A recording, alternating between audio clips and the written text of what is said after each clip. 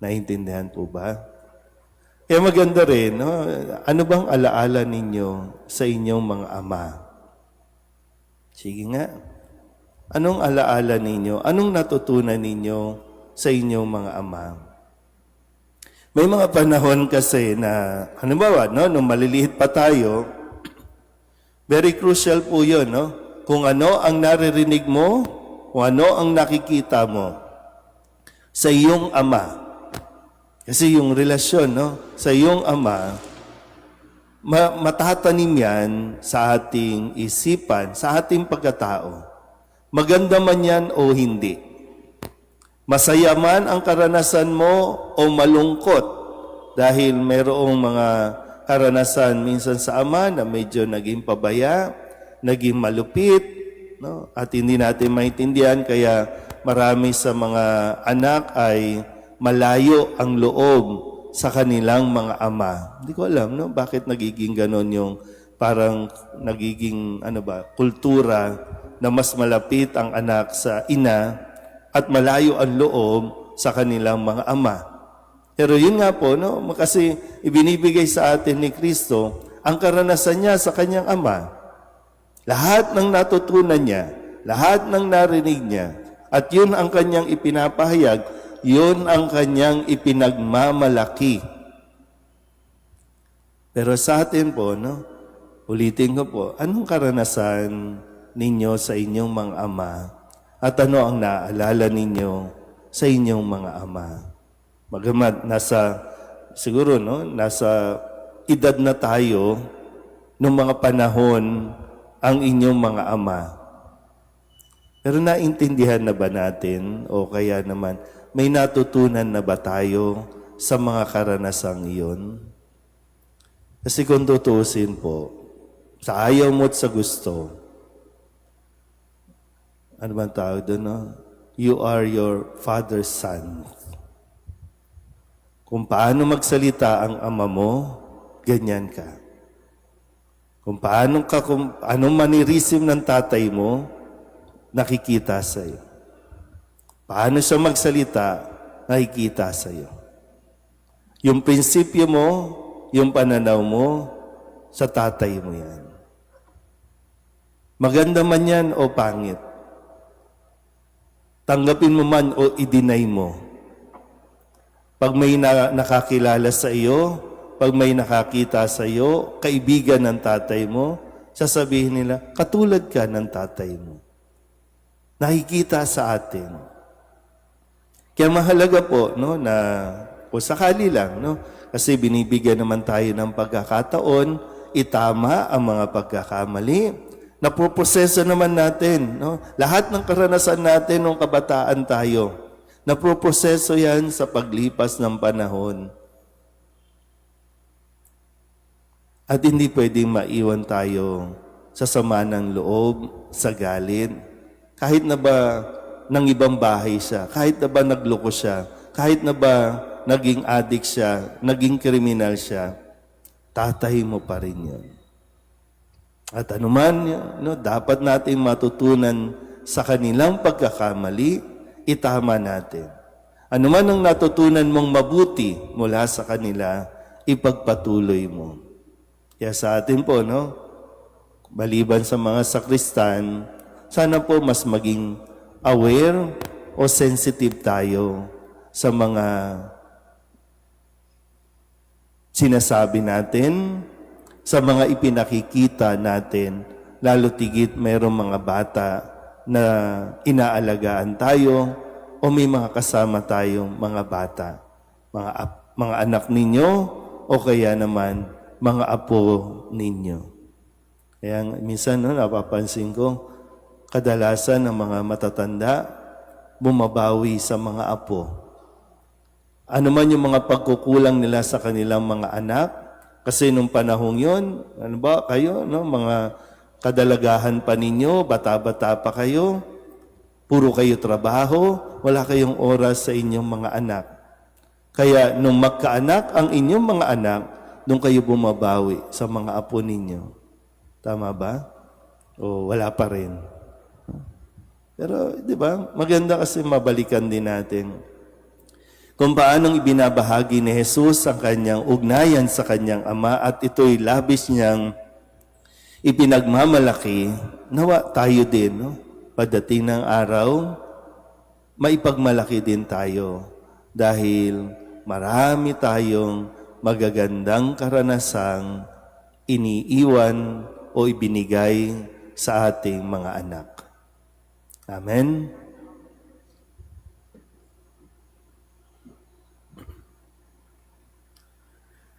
Habang inilalapit natin ang ating mga kahilingan sa dambana ng Diyos, hingin natin ang lahat, ang lakas at pananampalataya upang makasunod sa Kanyang kalooban. Ang ating pong itutugon, Ama, Ikaw ang lahat sa amin. Ama, Ikaw ang lahat sa amin.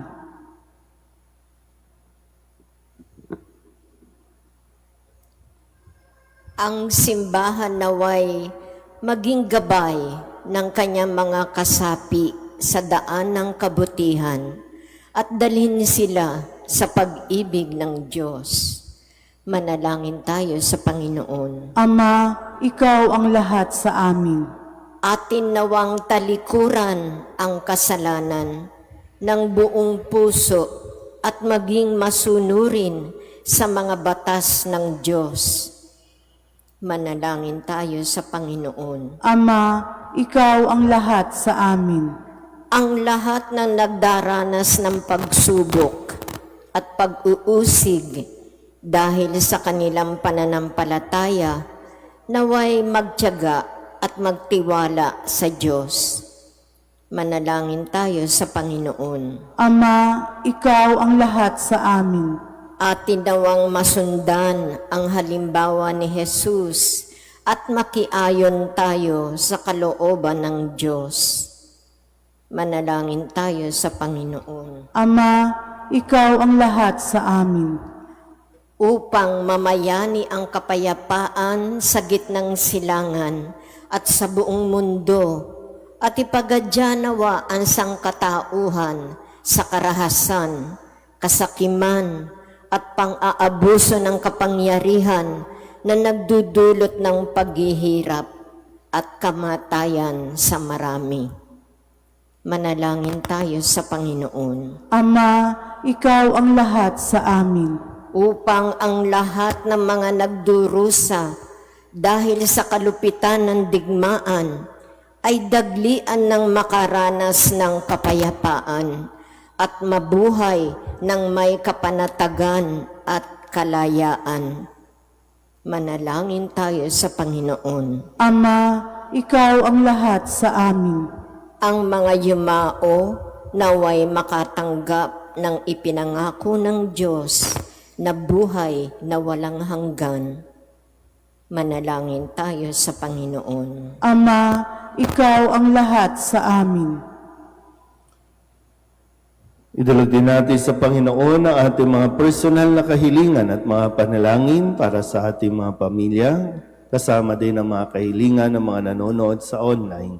Lahat ng mga misang pasasalamat, espesyal na intensyon, agarang paggaling ng mga may sakit, tang lahat ng mga kahilingan na iniling na ipagdasal sa misang ito.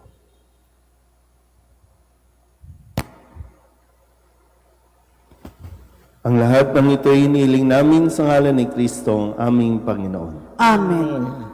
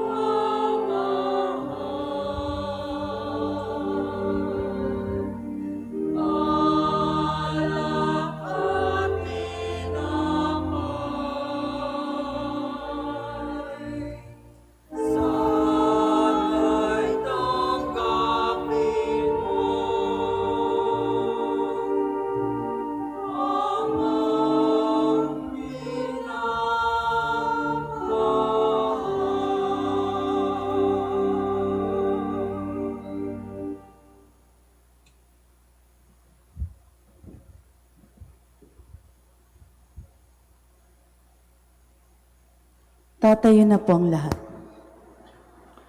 Manalangin kayo mga kapatid upang paghahain natin ang kalugdan ng Diyos Amang makapangyarihan. Tanggapin nawa ng Panginoon itong paghahain sa iyong mga kamay, sa kapurihan niya at karangalan sa ating kapakinabangan at sa buong sambayanan niyang banal. Ama naming lumikha, ang paghahain ito naway maganap sa ikapagpapatawad ng mga kasalanan at sa ikapagkakamit namin ng bagong buhay at kaligtasan sa pamamagitan ni Jesucristo kasama ng Espiritu Santo magpasawalang hanggan. Amen. Sumainyo ang Panginoon. At sumaiyo rin. Itaas sa Diyos ang inyong puso at diwa. Itinaas na namin sa Panginoon. Pasalamatan natin ang Panginoong ating Diyos. Marapat na siya ay pasalamatan. Ama naming makapangyarihan, tunay ngang marapat na ikaw ay aming pasalamatan sa pamamagitan ni Jesucristo na aming Panginoon. Sa aming kusang pagtitiis ng hirap, tinutulungan mo ang aming maitumpak ang kinamyas ng pagsalungat sa pamananagutang iyong iniatas sa aming pagtulad sa anak mong mahal na magpakasakit para sa tanan. Ang pagsisikap nami iyong kinalulugdan at ang pagpapakabuti nami iyong ikinararangan. Kaya kaysa ng mga anghel na nagsisiawit ng papuri sa iyo nang walang humpay sa kalangitan, kami nagbubunyi sa iyong kadakilaan.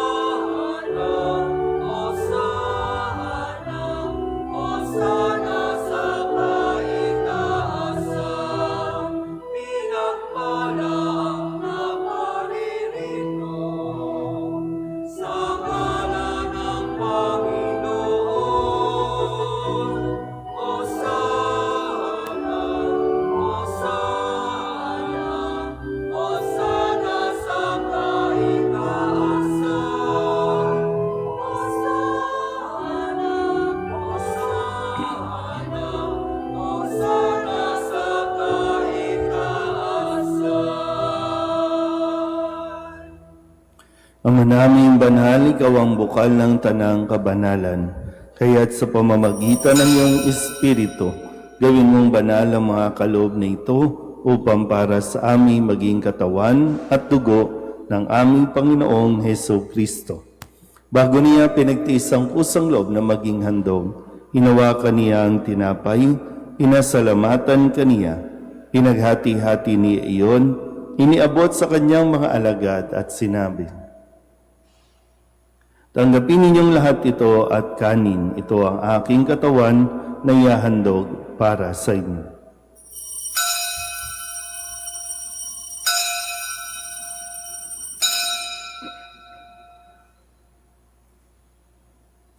Ngayon din naman nang matapos ang hapunan, hinawakan niya ang kalis, muli kaniyang pinasalamatan. Iniabot niya ang kalis sa kanyang mga alagad at sinabi,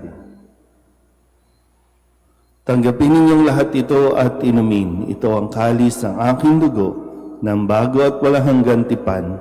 Ang aking dugo na ibubuhos para sa inyo at para sa lahat sa ikapagpapatawad ng mga kasalanan. Gawin ninyo ito sa pag-alaala sa akin."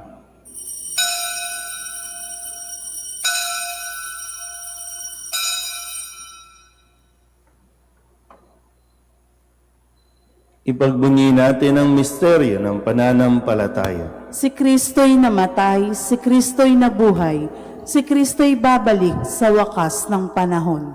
Ang mga ginagawa namin ngayon ang pag-alaala sa pagkamatay at muling pagkabuhay ng iyong anak, kaya tiniaalay namin sa iyo ang tinapay na nagbibigay buhay at ang kalis na nagkakaloob ng kaligtasan. Kami napapasalamat dahil kami iyong minarapat na tumayo sa harap mo para maglingkod sa iyo. Isinasamo namin kami magsasalo-salo sa katawan at dugo ni Kristo ay mabuklod sa pagkakaisa sa pamamagitan ng Espiritu Santo. Ama, lingapin mo ang iyong simbahang laganap sa buong daigdig. Puspusin mo kami sa pag-ibig kaysa ni Leon na aming Papa at ni Jose na aming Obispo at ng Tanang Kaparian. Alalahanin mo rin ang mga kapatid naming nahimlay na may pag-asang sila'y muling mabubuhay, gayon din ang lahat ng mga pumanaw. Kawaan mo sila at patuloyin sa iyong kaliwanagan. Kawaan mo at pagindapating kaming lahat na makasalo sa iyong buhay na walang wakas. Kaysa ng mahal na Birheng Maria ni Ina ng Diyos, ng kabiyak ng puso niyang si San Jose, kaysa ng mga apostol at ng lahat ng mga banal na namuhay dito sa daigdig na kalugod-lugod sa iyo, may pagdiwang nawa namin ang papupuri sa ikararangal mo sa pamamagitan ng iyong anak na aming Panginoong Heso Kristo. Sa pamamagitan ni Kristo, kasama niya at sa Kanya, ang lahat ng parangal at papuri ay sa iyo, Diyos Amang makapangyarihan, kasama ng Espiritu Santo, magpasawalang hanggan.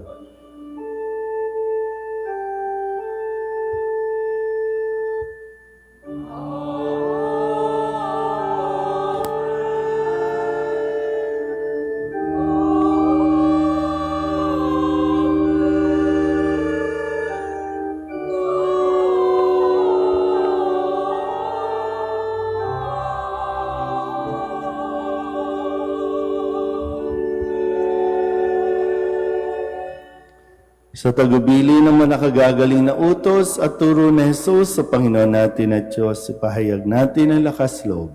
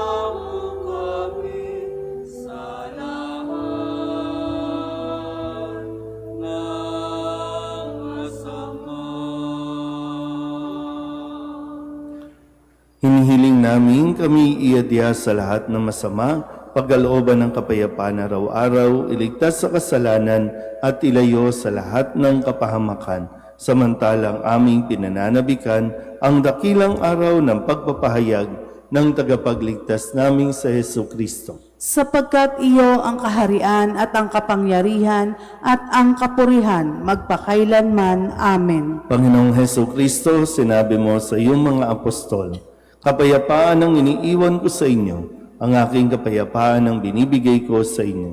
Tunghayan mo ang aming pananampalataya at huwag ang aming mga pagkakasala.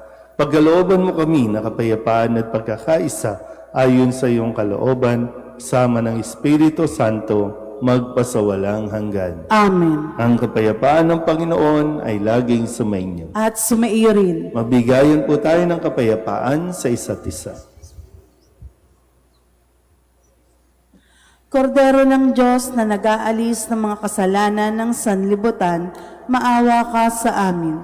Kordero ng Diyos na nag-aalis ng mga kasalanan ng sanlibutan, maawa ka sa amin. Kordero ng Diyos na nag-aalis ng mga kasalanan ng sanlibutan, ipagkaloob mo sa amin ang kapayapaan.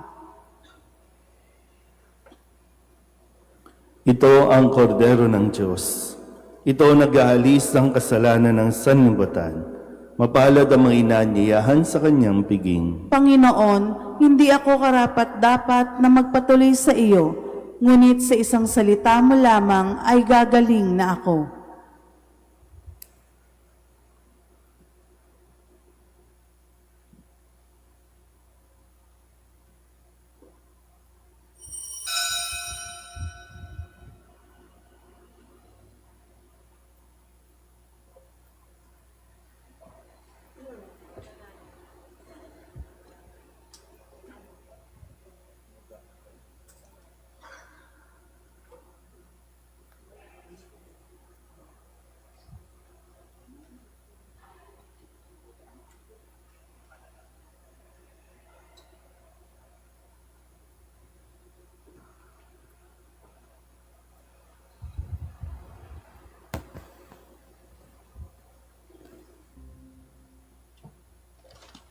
Magsilhod po ang lahat.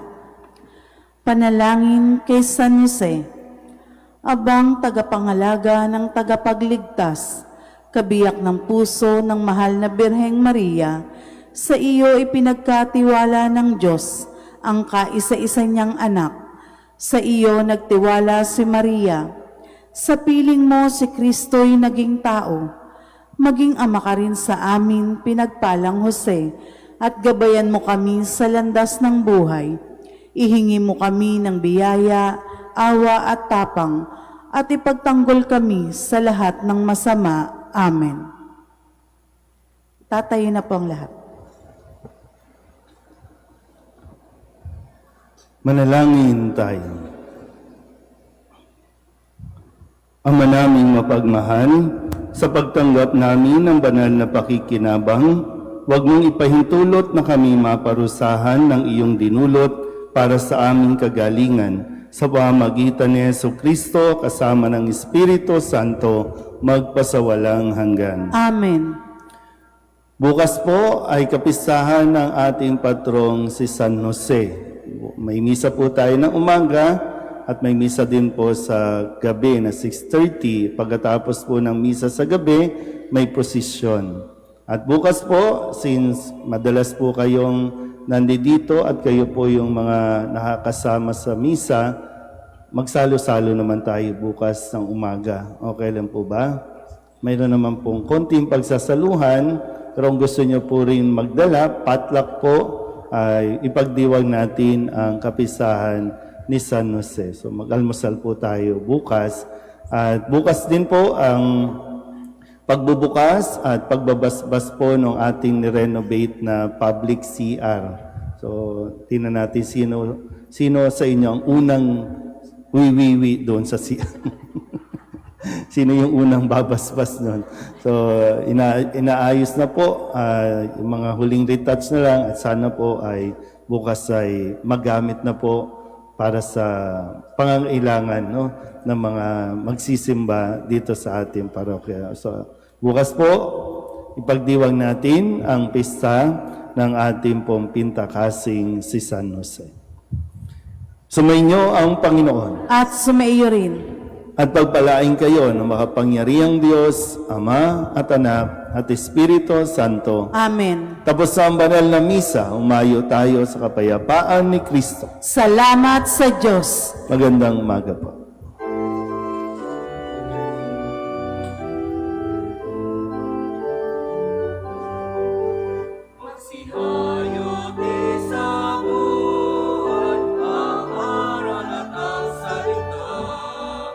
Ibahagi sa lahat ang pag-ibig niya.